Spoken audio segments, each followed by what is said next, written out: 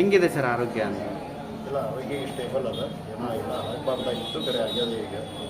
ಅದಕ್ಕೆ ನಾವೆಲ್ಲರೂ ಸೇರಿ ನಿರ್ದೇಶಕ ನಾವುಗಳು, ಮಾತೆ ಗಂಗೋರಿಗಳು, ಕುರುಗೋಡೆ ಎಲ್ಲರೂ ಸೇರಿ ಅವರಿಗೆಲ್ಲ ಆರೋಗ್ಯವನ್ನು ವಿಚಾರಣೆ ಮಾಡ್ಕೊಂಡು ಬಂದಿದ್ದೀವಿ. ಈಗ ಆರಾಮಾಗಿದ್ದಾರೆ ಸರ್. ಏನು ಕಾರಣ ಈ ರೀತಿ? ಕಾರಣ ಇನ್ನೂ ಗೊತ್ತಾಗಿಲ್ಲ, ಇನ್ನೂ ನಾವು ನೋಡ್ತೇವೆ ಅದು ಕಾರಣ ಏನು ಮಾಡ್ಕೊಳ್ಳೋದು, ನಂತರ ಆಮೇಲೆ ಅದನ್ನು ಇದು ಮಾಡ್ತೀವಿ. ಈಗ ಸದ್ಯ ಅವರ ಆರೋಗ್ಯ ಆರಾಮಾಗಿಲ್ಲ. ಅಂದರೆ ಒಬ್ಬ ಸಿಬ್ಬಂದಿಗೆ ಮನೆಗೆ ಕರೆಸಿ ಹೊಡೆದಿದ್ದಾರೆ.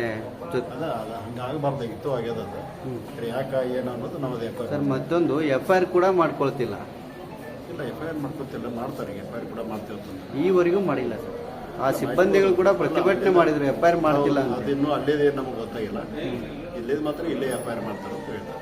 ವರ್ಗಾವಣೆ ವಿಚಾರಕ್ಕೆ ಸಂಬಂಧಪಟ್ಟಂಗೆ ಈ ಒಂದು ಗಲಾಟೆ ಆಗಿದೆ ಅನ್ನೋದು. ವರ್ಗಾವಣೆ ಅವ್ರಿಗೆ ಇನ್ನೊಂದವ್ರಿಗೆ ಏನೂ ಸಂಬಂಧ ಇಲ್ಲ. ವರ್ಗಾವಣೆ ನಮ್ಮ ಬೋರ್ಡ್ ಡಿಸಿಷನ್ ಅಂತ, ಬೋರ್ಡ್ ಡಿಸಿಷನ್ ಪ್ರಕಾರ ನಾನು ವರ್ಗಾವಣೆ ಮಾಡಿದ್ದೆ. ಅದಕ್ಕೂ ಇದಕ್ಕೂ ಏನೂ ಸಂಬಂಧ ಇಲ್ಲ. ಯಾವ ದೇಶದಿಂದ ಮಾಡಿದಾರೋ ಅದು ಗೊತ್ತಾಗಿಲ್ಲ, ಅದನ್ನ ನಂತರ ಎನ್ಕ್ವೈರಿ ಆಗುತ್ತೆ. ಓಕೆ. ಅಲ್ಲ, ಈ ರೀತಿ ಮಾಡೋದು ನಿಮ್ಮ ಸೌದಿ ಅವ್ರಿಗೆ ಏನು ಹೇಳ್ತಾರೆ?